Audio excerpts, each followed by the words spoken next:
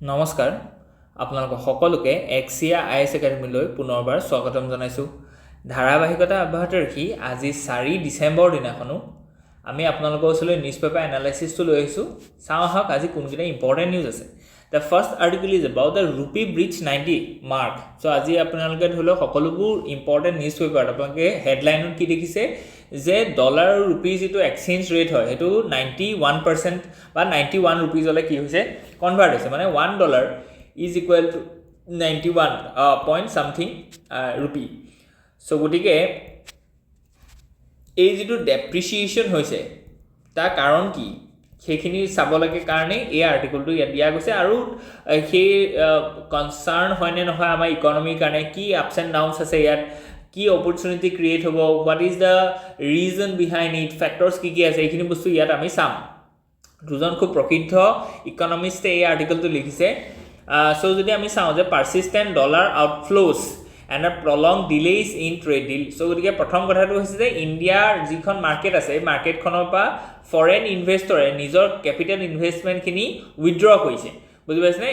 Most ইম্পৰ্টেন্টলি দা foreign ইনষ্টিটিউশনাল investment এটা foreign ইনষ্টিটিউশনাল investment বিলাক সেইকাৰণে আমি কওঁ যে বহুত বেছি এইখিনি কি হয় হট কারেন্সি হয় বা আমি যদি কওঁ যে বহুত বেছি কি হয় ভলেটাইল হয় কেলে ভলেটাইল হয় কাৰণ কি এওঁলোকৰ পতককে কোনোবা এখন শেয়াৰ মাৰ্কেট এটা ফৰেন ইনষ্টিটিউশনাল ইনভেষ্টমেন্ট মানে কি যে কোনোবা এজন ফৰেনাৰে বাহিৰৰ পৰা কি কৰিব আমাৰ ইণ্ডিয়াৰ ষ্টক মাৰ্কেটত তেওঁ ইনভেষ্ট কৰিব এতিয়া ষ্টক মাৰ্কেটত ইনভেষ্ট কৰিবলৈ সহজ আৰু ইয়াৰ পৰা উইথড্ৰ কৰিবলৈ সহজ বুজি পাইছানে তেওঁ যদি দেখিছে যে ইণ্ডিয়াৰ মাৰ্কেটখনতকে বলে আজি ভিয়েটনামৰ মাৰ্কেটখন বেছি মানে গ্ৰো কৰি আছে দিলে ইয়াৰ পৰা ষ্টক মাৰ্কেটটো উইথড্ৰ কৰিবলৈ তেওঁ ভিয়েটনামত লগাব বা তেওঁ আন মানে ডেভেলপিং ইকোনমিত লগাব বা ইউএছত লগাব সো গতিকে হেকানে ফৰেন ইনষ্টিটিউশনাল ইনভেষ্টমেন্টটো বহুত কি আছে হট কাৰেন্সি বা ই বহুত ফ্ৰেজাইল হয় বা ই ভলেটাইল হয় হেকানে আমি কি কৈছো ফৰেন ডাইৰেক্ট ইনভেষ্টমেন্টৰ ওপৰত জোৰ দিছো কাৰণ কি ডাইৰেক্ট ইনভেষ্টমেন্ট বিলাক খুব পতককে কি কৰিব নোৱাৰে উইথড্ৰ কৰিব নোৱাৰে কাৰণ কি ইয়াত ক্যাপিটাল ইনভেষ্টমেন্ট হৈ থাকে ইয়াত ফিজিক্যাল যিখিনি ধৰক ইনস্ট্ৰুমেন্ট হক বা বিল্ডিং হক এনেকুৱা ধৰণৰ এসেট বিল্ডআপৰ লগত জড়িত হৈ থাকে সো গতিকে এই ফৰেন ইনষ্টিটিউশনাল ইনভেষ্টমেন্ট খিনি উইথড্ৰ হোৱাৰ কাৰণে এতিয়া উইথড্ৰ হৈছে উইথড্ৰ হোৱা মানে কি যে ৰুপিৰ ডিমান্ডটো কমি গৈছে হয়নে নহয় ৰুপিৰ ডিমান্ড কমিছে কাৰণ কি ৰুপিটো উইথড্ৰ কৰিছে এটা ডিমান্ড কোড হৈছে ৰুপিকে ডিমান্ড বলে ডলাৰত হৈছে সো গতিকে জিটু কাৰেন্সিৰ ডিমান্ড বেছি হ'ব হি এপ্ৰিশিয়েট হ'ব আৰু জিটু কাৰেন্সিৰ ডিমান্ডটো কমিব হি ডেপ্ৰিশিয়েট হ'ব সো গতিকে এই যে ডেপ্ৰিশিয়েশনটো আমি দেখিছো ইয়াৰ এটাই মানে ধৰক আপোনাৰ ইন্ডিকেশন হয় যে ইণ্ডিয়াৰ ৰুপিৰ ডিমান্ডটো কমিছে ইন এ গ্লোবাল মাৰ্কেট বা ডলাৰৰ ডিমান্ডটো বাঢ়িছে ইন এ গ্লোবাল মাৰ্কেট বুজি পাইছেনে ইয়াৰ এটা কনসিকুৱেন্সেস কি হ'ব সেইখিনি বস্তু আমি চাম ইণ্ডিয়ান ইকোনমি দিয়া কি প্ৰভাৱ পৰিব ইম্পোৰ্ট আৰু এক্সপোৰ্টৰ দিয়া প্ৰভাৱটো কেনেকুৱা হ'ব সেইখিনি বস্তু আমি চাবলৈ গৈছো The rupee is under the sustained pressure due to the outflows and a prolonged delays in the finalizing a trade deal with the US. কাৰণ কি US আৰু ইণ্ডিয়াৰ মাজত কি চলি আছে ট্ৰেড ওয়াৰ চলি আছে এতিয়া এই ট্ৰেড ওয়াৰ খনৰ ৰিজলভৰ কাৰণে তেওঁলোকে কি কৈছে এখন ট্ৰেড ডিল বা এখন বাণিজ্যিক চুক্তি কৰিবৰ কাৰণে আগবাঢ়িছে কিন্তু এই বাণিজ্যিক চুক্তিখন মানে এতিয়ালৈকে ফাইনালাইজ হোৱা নাই বা ইয়াত কোনো ধৰণৰ সিগনেচাৰ হোৱা নাই সো গতিকে এই যিখন ডিল আছে এই ডিলখন প্ৰলং হৈ থকাৰ কাৰণে কি হৈছে এনেকুৱা ধৰণৰ সমস্যাবিলাক হৈছে সো ডিলখন হোৱা নাই কাৰণে বহুত কিজন মানে ফৰেন ইনভেষ্টৰ এটো ডাউটত আছে যে ইণ্ডিয়াত ইনভেষ্ট কৰিম হয় ইণ্ডিয়াত যেতিয়া ইনভেষ্ট কৰিম তেতিয়ালে সেই ইণ্ডিয়া কোম্পানীটোৱে কি কৰিব নিজৰ ডমেষ্টিক সেক্টৰ কি কৰিব তেওঁলোকে এটা গুডস বনাব এটা প্ৰডাকশন হ'ব হয় না নহয় এতিয়া যেটো বস্তু প্ৰডাকশন ইণ্ডিয়াত হ'ল সেই বস্তুটো যদি ইউএছ হক বা বিভিন্ন মাৰ্কেটত যদি ই বিকিয়ে যাব নোৱাৰে ইয়াৰ যদি সেলে হ'ব নোৱাৰে তেতিয়ালে মই কিয় তাত ইনভেষ্ট কৰিম বুজি পাইছানে কেলে নহব কাৰণ কি সেই ট্ৰেড ৰেষ্ট্ৰিকশনস কিছুমান লগাই দিয়া আছে ফৰ এক্সাম্পল ইউএছত ইণ্ডিয়াৰ বস্তু বিকি নাযাব এতিয়া বিকজ প্ৰায় 60% আমাৰ কি হৈছে তাৰিফ লগোৱা গৈছে 100% তাৰিফ লগাইছে বহুত কিটা সেক্টৰ সো গতিকে এই কাৰণে সেই ফৰেন ইনভেষ্টৰ খিনি আজিৰ দিনত কি কৰিছে ইনভেষ্ট কৰিবৰ কাৰণে তেওঁলোকে কুণ্ঠাবোধ কৰিছে বা তেওঁলোকে অলপ চিন্তিত হৈছে আৰু যিখিনি অলৰেডি ইনভেষ্ট কৰিছিলে তেওঁলোকে উইথড্ৰ কৰিছে তেওঁলোকে এইটো আশাত ৰৈ আছিলে যে ইমান দিনে যে এখন ইণ্ডিয়া আৰু ইউএছৰ মাজত ট্ৰেড ডিল হ'ব আৰু সেই ট্ৰেড ডিলখনে কি কৰিব তেওঁলোকক এইটো এটা আশ্বাস দিব যে ইণ্ডিয়াৰ বস্তুখিনি বেলেগ বেলেগ ইউৰোপৰ বা বেলেগ বেলেগ আপোনাৰ ইউএছৰ মাৰ্কেটত সেইখিনি বিকি যাব পাৰিব বা কিবা এটা এক্সেম্পশ্যন পাব ইণ্ডিয়াৰ এক্সপৰ্টখিনিয়ে কিন্তু যিহেতু ট্ৰেড ডিলখন হোৱা নাই সো গতিকে দোজ ইনভেষ্টৰ্ছ আৰ ডিমোটিভেটেড বা মানে তেওঁলোক কি হৈছে ডিসইন্টাৰেস্টেড ওকে যেটো কাৰণে আমি কি দেখিছো যে এই যে এটা সাইকোলজিক্যাল মার্ক আছিল যে 90 পার ডলার এই বস্তুটো কি হৈছে ব্রিচ হৈছে 91 হলে আজি দিনত কি হৈছে এটো গৈছে ঠিক তেনেকে demand for imports driving slide so ইতিয়া ইয়াত কি হ'ব যে যিমানে ৰূপীটো ডেপ্ৰিচিয়েট হ'ব সিমানে আমাৰ ইম্পোৰ্ট বিলখন বাঢ়ি যাব এটো নিশ্চিত কাৰণ কি আমি ডলাৰ এগেইনষ্ট বস্তুবোৰ কিনিছো ফৰ এক্সাম্পল আমাৰ অইল বা ক্ৰুড অইল যেটো একচুয়ালি কয় বা বিভিন্ন ধৰণৰ মানে আমি বস্তু ম্যানুফ্যাকচাৰিং হক সাৰ্ভিস সেক্টৰ ৰিলেটেড হক এগ্ৰিকালচাৰ ৰিলেটেড হক ফুড আইটেম হক এনাৰ্জি সেক্টৰ হক সকলো ধৰণৰ বস্তু যেতিয়া আমি কিনো বাহিৰৰ ইন্টাৰনেশনাল মাৰ্কেটৰ বা তেতিয়াহলে তাৰ এক্সচেঞ্জ হয় সদায় ডলাৰ ঠিক আছে এটা ডলাৰৰ এগেইনষ্ট ৰূপীটো ডেপ্ৰিচিয়েট হৈছে মানে বেছি ৰূপী দিব লাগিব 1 ডলাৰ কিনিবৰ কাৰণে সো গতিকে যিমানে বেছি ৰূপী দিব লাগিব সিমানে আমাৰ ইম্পোৰ্ট বিলখন বাঢ়ি যাব যিমানে ইম্পোৰ্ট বিলখন বাঢ়ে সিমানে আমাৰ কি লিকচান হ'ব যে আমাৰ যেটো বস্তুৰ price in a domestic market হেতু বাঢ়ি যাব বুজি পাইছে কেলে কাৰণ কি এতিয়া আপোনাৰ ধৰিলো লাহে লাহে পেট্ৰলৰ দামটো যে বাঢ়িছে আজি 10 বছৰ আগত যেটো পেট্ৰলৰ দাম আছিল আজি দিনত যে বাঢ়িছে তাৰ মূল কাৰণটো হৈছে যে ডলাৰৰ এগেইনষ্ট ৰূপীটো ডেপ্ৰিচিয়েট হৈছে হেতু কাৰণে কি হৈছে ইম্পোৰ্ট বিলখন বেছি হৈছে ইম্পোৰ্ট বিল বেছি হোৱাৰ লগে লগে তাৰ ইম্প্যাক্ট পইছে on the price in the domestic market so গতিকে এইটো এটা খুব ডাঙৰ মানে কি হৈছে যে এটা ইকোনমি ইম্প্যাক্ট হয় আৰু এইটো বা কি হ'ব যে আমাৰ ইণ্ডিয়াৰ ইকোনমি এটা বহুত ডাঙৰ সমস্যা এটো হয় যে যিমানখিনি আমি এক্সপেন্ডিচাৰ কৰো সেই এক্সপেন্ডিচাৰখিনি ভিতৰত বেছিভাগ এক্সপেন্ডিচাৰ আমাৰ ৰেভিনিউ এক্সপেন্ডিচাৰ ৰেভিনিউ মানে হৈছে যে যেটো বস্তু চলাবৰ কাৰণে মানে আমাৰ দেশখন চলাবৰ কাৰণে বা এডমিনিষ্ট্ৰেচনটো চলাবৰ কাৰণে বা সিস্টেমটো চলাবৰ কাৰণে যেটো আমাৰ খৰচ হৈ আছে ইয়াৰ পৰা কোনো ধৰণৰ এসেট বিল্ড আপ হোৱা নাই মানে ইয়াৰ ওয়ান টাইম ট্ৰানজাকশন হৈছে বুজি পাইছে নে সো গতিকে আমি একচুয়ালি কৰিব লাগে ক্যাপিটাল ইনভেষ্টমেন্ট সো গতিকে ক্যাপিটাল এক্সপেন্ডিচাৰ যদি কৰো তেতিয়াহলে ই এসেট বিল্ড আপ হ'ব যদি এসেট বিল্ড আপ হয় এসেটটো পা আমাক কি আহিব ৰিটাৰ্ণ আহিব আমাক তেনেকুৱা ধৰণৰ বস্তু লাগে যে এনেকুৱা ধৰণৰ আমি বস্তু মানে একচুয়ালি আমি তৈয়াৰ কৰিব বিচাৰো যিখিনি বস্তু পা আমি মাহেকৰ মূৰত সপ্তাহৰ মূৰত বা বছৰকৰ মূৰত আমাক কি আহে যে এটা ৰিটাৰ্ণ আহে এতিয়া ইম্পোৰ্ট বিল বাঢ়ি যোৱাৰ লগে লগে আমাৰ ৰেভিনিউ এক্সপেন্ডিচাৰ আৰু বেছি হ'ব এতিয়া ইণ্ডিয়ান ইকোনমি প্ৰবলেম এটা এটো হৈছে যে প্ৰায় 84% of our total expenditure are being allotted for revenue expenditure যেটো কাৰণে মাত্ৰ 16% হে আমি ক্যাপিটাল এক্সপেন্ডিচাৰ কৰিব পাৰো আৰু যেটো পা কি হয় এসেট বিল্ড আপ হয় আৰু তাৰপা কিবা এটা ইকোনমিৰ ৰিটাৰ্ণ আহে সো এতিয়া যদি ইম্পোৰ্ট বিলটো বাঢ়ি যায় বিকজ অফ ৰূপী ডেপ্ৰিচিয়েচন তেতিয়াহলে ৰেভিনিউ এক্সপেন্ডিচাৰ আৰু বেছি কৰিব লাগিব কাৰণ কি এনাৰ্জি হক বা আপোনাৰ আমাৰ এডমিনিষ্ট্ৰেচনটো ৰান কৰা হক এই ক্ষেত্ৰত আমাৰ বেছি পইচা লাগিব কেলে কাৰণ কি ইম্পোৰ্ট বিল বাঢ়ি গ'ল আমাৰ যিকোনো বস্তু ইম্পোৰ্ট কৰিব লগা হোক কাৰণে এসেনশিয়াল বস্তু তা আমাৰ পইচা বেছি দিব লাগিব সো গতিকে যিমানে ৰেভিনিউ এক্সপেন্ডিচাৰ বাঢ়িব সিমানে আকৌ ক্যাপিটাল এক্সপেন্ডিচাৰ কমিব ক্যাপিটাল এক্সপেন্ডিচাৰ যিমানে কমিব সিমানে এসেট বিল্ড আপ নহব এসেট বিল্ড আপ নোহোৱাৰ লগে লগে আমাৰ কোনো ধৰণৰ কি নাহিব ৰিটাৰ্ণ নাহিব প্লাস এমপ্লয়মেন্ট জেনাৰেশন হ'ব ইনফ্ৰাষ্ট্ৰাকচাৰ ডেভেলপমেন্ট হ'ব and this will have a great impact on our development path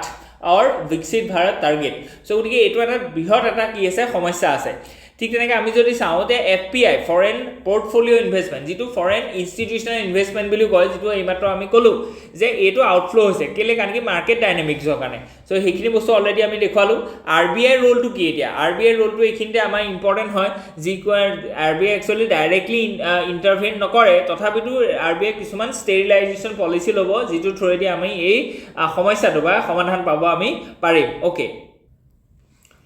ইয়াতে এটা যিজন executive director RBI Radhika Rao তেওঁ কৈছে যে আমি একচুয়ালি কোনো ধৰণৰ ইন্টাৰভেনশন নকৰো আৰু ৰূপীটো নিজৰ যেটো একচুয়ালি যেটো ইকুইলিব্ৰিয়াম হেতু নিজে পাবৰ কাৰণে আমি এপ্ৰিচিয়েট কৰিম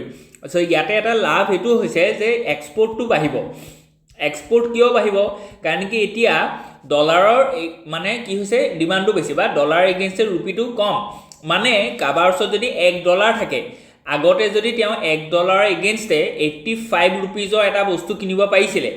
আজি তেওঁ ৰুপিটো ডেপ্ৰিচিয়েট হোৱাৰ কাৰণে $1 এগেইনষ্টে 90 টকা বা 91 টকীয়া বস্তু এটা কিনিব পাৰিলে মানে তেওঁ একেটা পইচায়ে ইণ্ডিয়াৰ পৰা বেছি বস্তু কিনিব পাৰিব because of the depreciation of this rupee against the dollar. So গতিকে কি হ'ব যে ভাৰতৰ বাহিৰৰ মানুহে ভাৰতীয় বস্তু কিনিবৰ কাৰণে বেছি সক্ষম হ'ব যিমানে বস্তু কিনিব মানে হিমানে কি হ'ব এক্সপোৰ্ট হ'ব যিমানে এক্সপোৰ্ট হ'ব হিমানে আমাৰ যিখিনি এক্সপোৰ্ট ওৰিয়েন্টেড বিজনেছ আছে তাত এমপ্লয়মেন্ট জেনেৰেশ্যন হ'ব তাত বিকাশ হ'ব এইটো এটা এপ্ৰিচিয়েশ্যনক বা এইটো এটা মানে পজিটিভ সিলভাৰ লাইনিং হয় কিন্তু ইয়াতো এটা কথা আছে যে তেওঁলোকক কিন্তু সেই প্ৰডাকশনটো বা বিজনেছটো কৰিবৰ কাৰণে যিমানখিনি আকৌ বস্তু দৰকাৰ হ'ব সেই বস্তুখিনি আকৌ ইম্পৰ্ট কৰোঁতে তেওঁলোকৰ আকৌ কষ্ট বাঢ়ি যাব বুজি পাইছেনে যে কোনোবা এটা যেনিবা এক্সপৰ্টৰ বিজনেছে হওক বা যেনিবা এতিয়া চাহৰ এক্সপৰ্টটো কিন্তু চাহৰ প্ৰডাকশনৰ কাৰণে যিটো অইল বা যিটো ইলেক্ট্ৰিচিটি বা যিটো ধৰি লওক তেওঁলোকে পেষ্টিচাইড ইউজ কৰি আছে সেইটো আকৌ ইউএছৰ মাৰ্কেটৰ পৰা আহে বা আমি সেইটো সাউদি আৰবিয়াৰ লগত লিংক আছে আমাৰ কেলে কাৰণ কি তাৰ পৰা আমি অইলটো আনিছোঁ বা ৰাছিয়াৰ পৰা অইলটো আনিছোঁ সো গতিকে এই যে ইম্পৰ্টটো যে আমি কৰিছোঁ ইম্পৰ্টৰ কাৰণে আকৌ ইম্পৰ্ট কষ্টটো বাঢ়ি যাব তাৰ কাৰণে আমি সাংঘাতিক মাৰ্জিন নাপাম সেইকাৰণে ডেপ্ৰিচিয়েশ্যনটো আমাৰ ইকনমিৰ কাৰণে বহুত ক্ষেত্ৰত এটা সমস্যা হয় বা এটা কনচাৰ্ণ হয় কিন্তু আৰবিআই কৈছে যে আমি এটা নেচাৰেল লেভেলত আমি কম্পিটিটিভ লেভেলত ৰুপিটো ৰখাটো বিচাৰিছোঁ ইয়াক আমি ইণ্টাৰভেনশ্যন দিব বিচৰা নাই বুজি পাইছেনে কেলে কাৰণ কি এইটো এটা গ্লোবেল ফেক্টৰৰ কাৰণে তেনেকুৱা হৈছে কেৱল অকল ইণ্ডিয়াতে হোৱা নাই এইটো গ্লোবেলি হৈছে কেলে কাৰণ কি ইউএছ ডলাৰৰ ডিমাণ্ডটো বাঢ়িছে কাৰণ কি হৈছে যে ইউএছৰ যিখন কেপিটেল মাৰ্কেট এই কেপিটেল মাৰ্কেটখন গ্ৰ' কৰাত তাৰ যিখন চৰকাৰ আছে এইখনে সাংঘাতিক ধৰণৰ কি কৰিছে পইচা খৰচ কৰিছে আৰু পলিচি আনিছে যেনে ধৰি লওক তেওঁলোকৰ কোম্পানীবিলাকক কৈছে যে তোমালোকে নিজেই কি কৰিব লাগিব যে থাৰ্ড ৱৰ্ল্ড কাণ্ট্ৰিৰ পৰা আনি পেলাই নিজৰ ইয়াত বহাব লাগিব এই এপলক সুধিছে যে তোমালোকে মানে আমেৰিকাত কিমান ইনভেষ্ট কৰিবা মাইক্ৰ'ছফ্টক সুধিছে যে তুমি কিমান ইনভেষ্ট কৰিবা ডাইৰেক্টলি সুধিছে তেনেকুৱা ধৰণৰ কনফাৰেন্স এখন আপোনালোকে কেইদিনমানৰ আগত দেখিছিলে that was presided over by Donald Trump and he has convened all the big companies of the US and asked them that how much they will invest in US in short term so গতিকে এই বস্তুবিলাক দেখি আছে ওয়ার্ল্ডে যে এতিয়া কি হ'ব যে ইউএছৰ যিখিনি মানে কোম্পানী আছে লিস্টেড কোম্পানী আছে তেওঁলোকৰ বিকাশ হ'ব সো গতিকে সেইকাৰণে কি কৈছে ইউএছৰ ডলাৰ যিটো ধৰি লওক মানে এপ্ৰিচিয়েশ্যন হৈছে আৰু ডলাৰ এপ্ৰিচিয়েশ্যন হোৱা মানে ডমেষ্টিক কাৰেন্সি এপ্ৰিচিয়েশ্যন হোৱা সো গতিকে সেইকাৰণে আৰবিআই কৈছে যে এইটো এটা গ্লোবেল পাৰ্সপেক্টিভত বা গ্লোবেল এৰেনাত এনেকুৱা ধৰণৰ বস্তু এটা হৈছে সো আমি বহুত বেছি কনচাৰ্ন নহয় বা আমি বহুত বেছি ইয়াত ইণ্টাৰভেন নকৰোঁ আমাৰ কাৰণে এটা ইম্পৰ্টেন্ট কথাটো হৈছে যে আমি ইম্পৰ্ট ডিপেন্ডেন্সিটো আমি কমাব লাগে ৰিলায়েন্স কৰিব লাগে আমাৰ ওন ডমেষ্টিক মাৰ্কেট আৰু প্ৰডাকশ্যনত যিটো আমাৰ মন্ত্ৰ হয় যে আত্মনিৰ্ভৰ ভাৰত বা সেলফ ৰিলায়েন্ট ইণ্ডিয়া সো ইয়াৰ ওপৰত আমি জোৰ দিম তেতিয়া আমাৰ কি হ'ব ডলাৰৰ এক্সচেঞ্জ ৰেটটো বা ৰুপি এক্সচেঞ্জ ৰেটটো বা ইমান সাংঘাতিক ইম্পেক্ট নপলায় কিন্তু এই বস্তুটো একে ৰাতিৰ ভিতৰতে কৰা বস্তু নহয় ইয়াক it needs sum times around 20 to 30 years we need to reach that আত্মনিৰ্ভৰ ভাৰত position বা status okay so গতিকে let's move ahead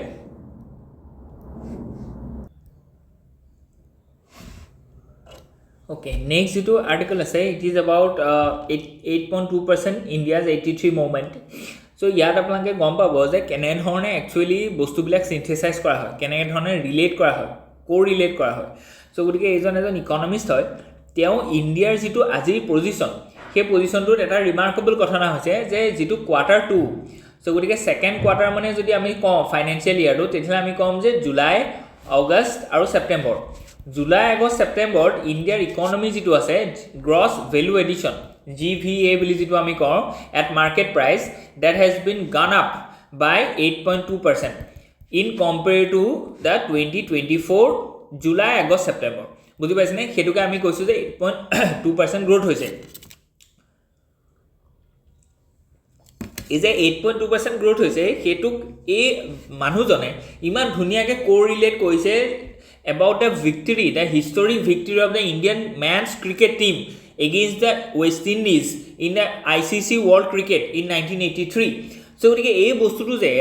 কোৰ 83 এখন ওয়াৰ্ল্ড কাপৰ কথা ক্ৰিকেটৰ কথা আৰু কোৰ কোৱাৰ্টাৰ 2 8.2% ইকনমিক গ্ৰোথৰ কথা হেতু বস্তু কানেক্ট কৰিছে যে হেতু বস্তু একচুয়ালি ৰিমাৰ্কেবল হয় এনেকুৱা ধৰণৰ বস্তু আপোনালোকে এসেট ইউজ কৰিব because you have that liberty to correlate every incident that has some similarities in your perspective with a reasonable ground বুজি পাইছেনে সো গতিকে এনেকুৱা ধৰণৰ বস্তু আপোনালোকে ইউজ কৰিব তেতিয়াহ'লে এটা নতুন পাৰ্সপেক্টিভ আহিব যেনেকৈ এই আৰ্টিকলটো পঢ়িলো তাৰপিছত আমি দেখিলোঁ যে বা এনেকৈও আপুনি চিন্তা কৰিব পাৰেনে এনেকৈও আপুনি কানেক্ট কৰিব পাৰেনে যে কোৱাৰ্টাৰ 2 যিটো 8.2% গ্ৰোথ হৈছে সেইটো ৱৰ্ল্ডৰ ৰিমাৰ্কেবল হয় এটা বস্তু যিটো ধৰি লওক আণ্ডাৰডগ আমাৰ ইণ্ডিয়াৰ টিম আছিলে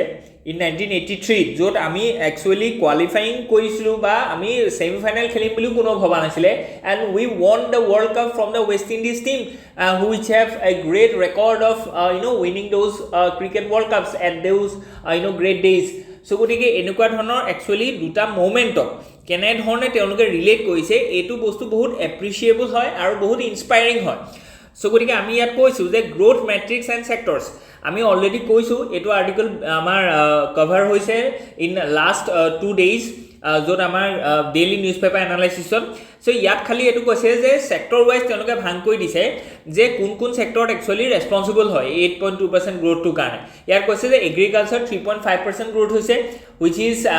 এপ্ৰিচিয়েবল but not আনচাৰ্টিন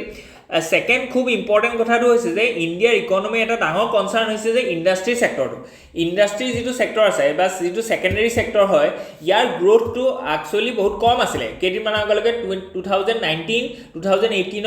actually reverse growth হৈছিলে বহুত কম গ্ৰ'থ হৈছিলে বুজি পাইছেনে কিন্তু আমি এইটো দেখিছোঁ এটা ভাল কথা এইটো যে 7.7% গ্ৰ'থ হৈছে বুজি পাইছেনে which is driven by the manufacturing sector as of 7.3% year on year growth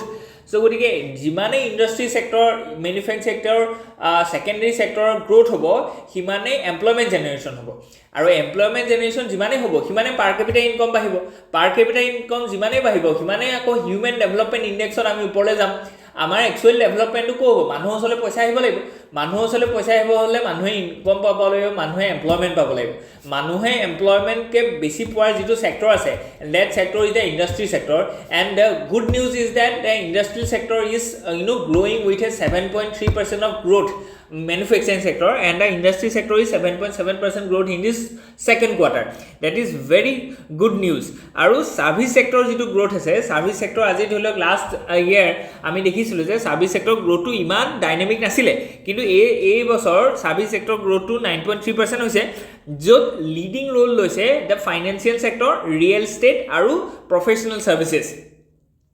so ইয়াতে ৰিয়েল ষ্টেটৰ কণ্ট্ৰিবিউশ্যনটো সাংঘাতিক হয় কেলে কাৰণ কি ঘৰ বনাইছে ৰিয়েল ষ্টেট মানে ধৰি লওক ঘৰ দুৱাৰ হওক বা এনেকুৱা ধৰণৰ যিবোৰ বিল্ডিংছ হওক সেই বিল্ডিংছখিনি বনিছে আৰু গতিকে যেতিয়া কনষ্ট্ৰাকশ্যন যিটো ছেক্টৰ আছে কনষ্ট্ৰাকশ্যন ছেক্টৰত আপোনালোকে মন কৰিব it is a labour intensive sector হয় চ' গতিকে যিমানে বেছি কনষ্ট্ৰাকশ্যন ছেক্টৰত গ্ৰ' হ'ব সিমানে মানে মানুহে বা লেবাৰখিনিয়ে কি কৰিব মানে অপৰচুনিটি পাইছে বা এমপ্লয়মেণ্ট পাইছে and that is very good news আৰু ইয়াৰ পৰা কি হৈছে ইণ্ডিয়াৰ যে আৰ্বানাইজেশ্যনটো যে এটা ৰেপিড স্কেলত বাঢ়িছে সেইটো কথা গম পোৱা গৈছে কাৰণ কি ৰিয়েল ষ্টেট ছেক্টৰটোৱে মষ্টলি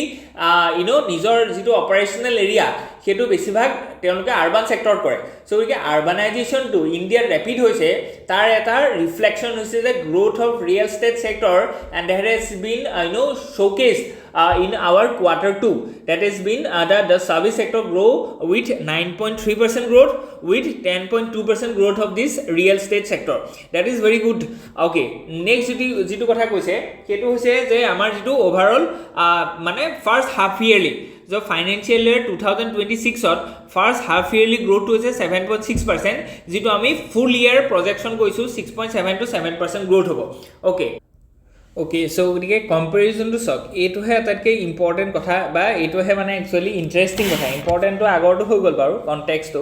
কিন্তু ইয়াক যে কম্পেৰিজনটোতে কৈছে এইটো কিন্তু বৰ মানে মই আচৰিত হৈছোঁ চ' গতিকে comparison to the 1983 cricket world cup the 83 victory is portrayed as a pivotal moment that ended India's underdog status in cricket তাৰ পিছৰ পৰাই কি হৈছে ইণ্ডিয়াৰ যিটো ক্ৰিকেটত এটা ডমিনেঞ্চ বা এটা ইনফ্লুৱেঞ্চ বা impact on the world cricket সেইটো একচুৱেলি ইমাৰ্জ হৈছে তাৰপিছত আৰু কণ্টিনিউ হৈ আছে তেণ্ডুলকাৰ হওক বিৰাট কোহলি হওক এটচেট্ৰা কিন্তু যে যিটো বস্তু ব্ৰেক থ্ৰুটো যি দিছিলে যে India is also' A team in a cricket arena সেই বস্তুটো 83ত প্ৰকাশ পাইছিলে leading to A sustain success যিটো পিছলৈ হৈছিলে চিমিলাৰলি এই যিটো এটা ব্ৰেক থ্ৰু দিছে যে কৈছে যে এই যিটো কোৱাৰ্টাৰ 2 যে 8.2% গ্ৰ'থটো এইটো চুজা নহয় কেলে কাৰণ কি ৱৰ্ল্ডত আপুনি কি দেখিছে যে ৰিট্ৰিটিং অফ দিছ গ্ল'বেলাইজেশ্যন মাল্টিলেটাৰেলিজমটো কমি গৈছে, সাপ্লাই চেইনডাল ৰিট্ৰিট হৈছে। সো গতিকে how India can grow' with 8.2% in a second quarter. So গতিকে ইয়াৰ পৰা জনা যায় যে একচুৱেলি যিটো ফিস্কেল পলিচি আৰু মনিটাৰী পলিচি জইণ্ট যিটো এফৰ্ট আছিলে যে টু ইনক্ৰিজ দ্য মানে consumable demand or disposable demand of our middle class, সেইটো একচুৱেলি ছাকচেছ হৈছে। আৰু ইণ্ডিয়াৰ ইকনমি যিটো ডমেষ্টিক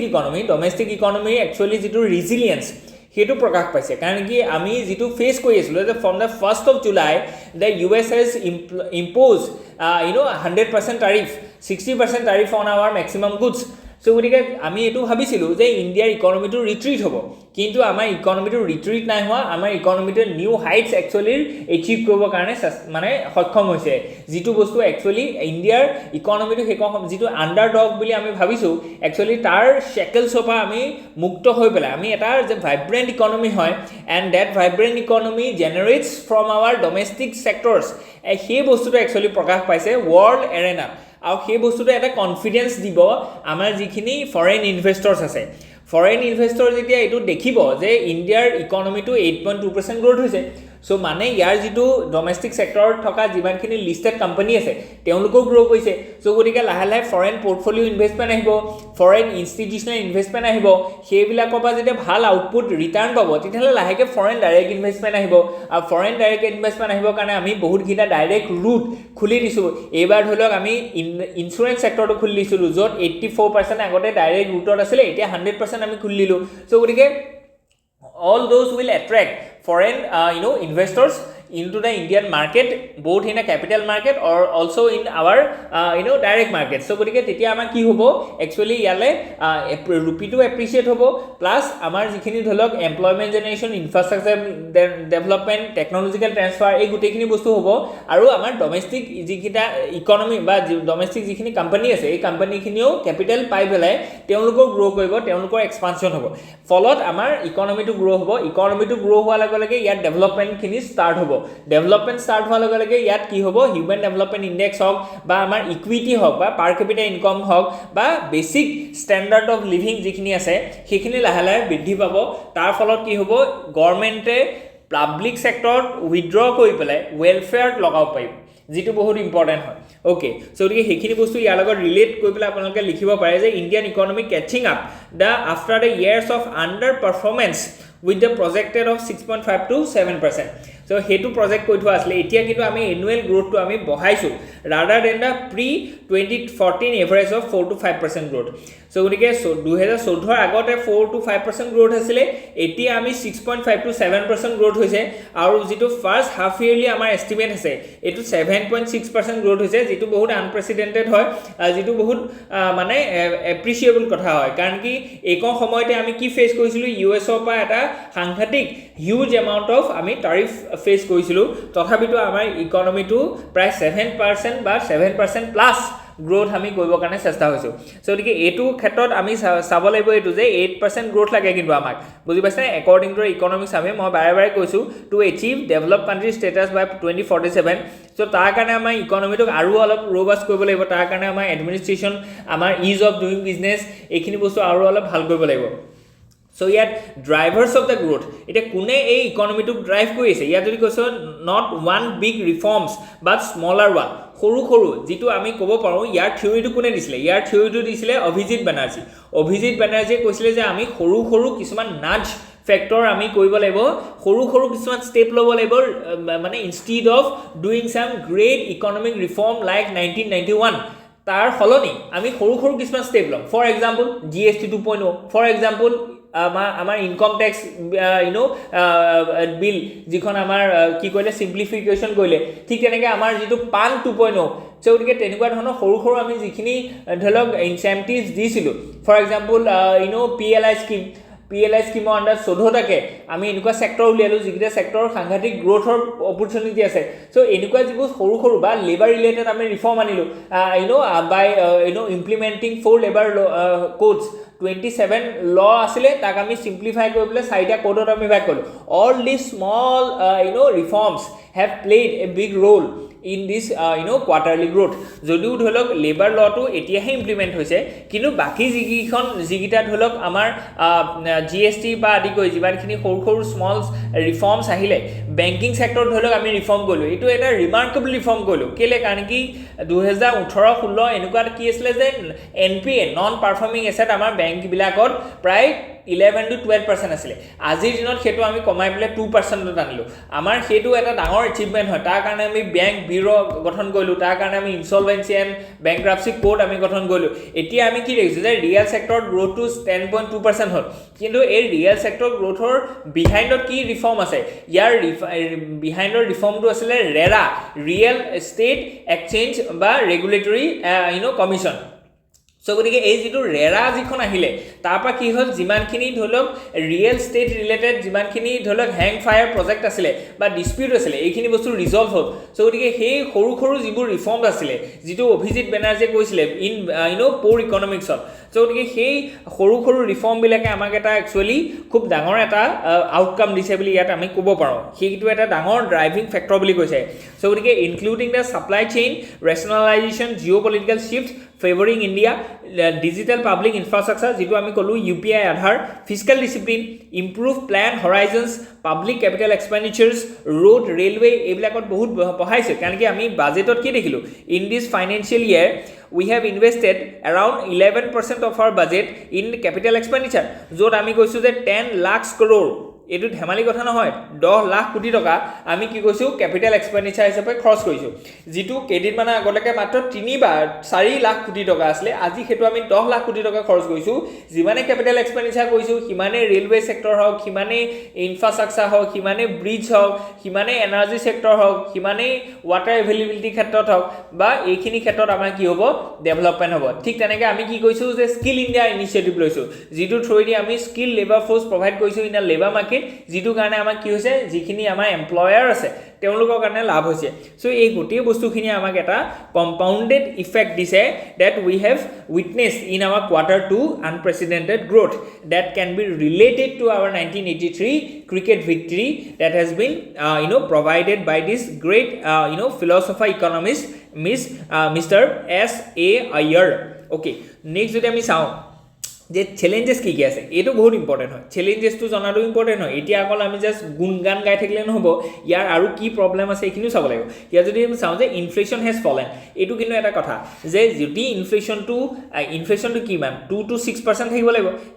FRBM একটে কৈছে যে 4% ৰাখিবা আৰু মানে +2% নহবা -2% কিন্তু আমাৰ যেটো ইনফ্লেশন আছে এটো +2.1% আছে আৰু হেতু আৰু অলপ যদি 2.1% ইনফ্লেশন আছে তেতিয়ালে মানে কি কৈছো যে ইনফ্লেশনটো বহুত কম যদি ইনফ্লেশনটো কম থাকে তেতিয়ালে কিন্তু সাপ্লাই সেক্টৰ ক্ষেত্ৰত দিগদাৰ আছে আমাৰ ইনভেষ্টৰৰ হেতু এটা ডিমোটিভেট হয় কাৰণ কি মই যদি যিখন চকী এতিয়া বনাইছো 100 টকাত হেখন নেক্সট ইয়াৰ হ'বগে 102 টকা মই মাত্ৰ 2 টকাহে লাভ পাম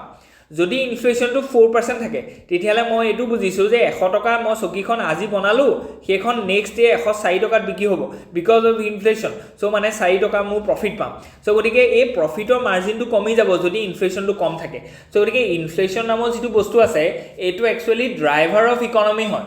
সো গতিকে ইন্ডিয়া ক্ষেত্ৰত এটো চ্যালেঞ্জ হয় যে ইনফ্লেশনটো আমি বহুত কমাই দিলো ইনফ্লেশন এই কম সময়ত অকমান বহাৰহে প্ৰয়োজনীয়তা আছে বুলি মই পাৰ্সোনালি ভাবো বা